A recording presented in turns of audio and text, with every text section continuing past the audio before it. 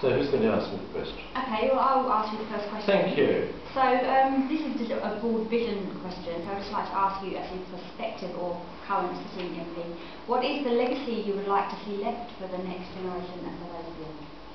Okay, well, having reached grandfather status, I can actually go 2 generations, really. I have chosen to live at Lake Brunner, in Moana, Lake Brunner, which would be one of arguably most beautiful places in the West Coast, which is one of the most beautiful places in the world. So I would like to see the environment remain for future generations relatively undisturbed in terms of development. And I think with the government's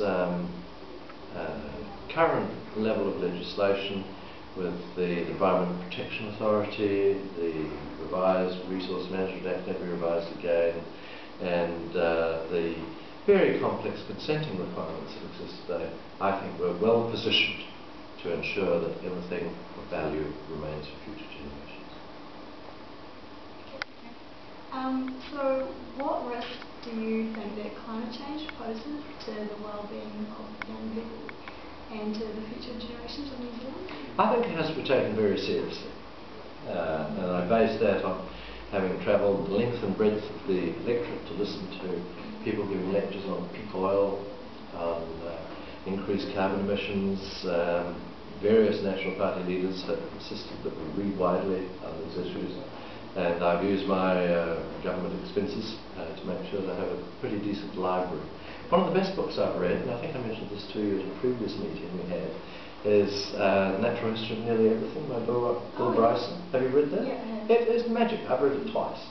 The people at GNS were very impressed. In fact, I've read it twice. I'm not a scientist, but he writes in such a way that you can absorb his logic.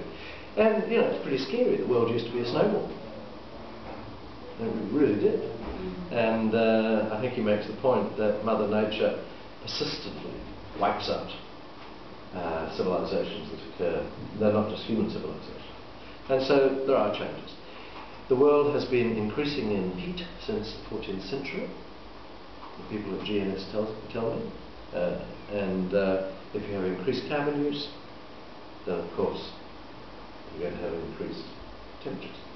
We don't want to reach a tipping point. I believe in climate change controls, but I also take note of David Attenborough's comment that since he started filming, and I think I've seen almost all his films, since he started filming, the world population has doubled, and it's due to double again. So we have some difficult decisions to come.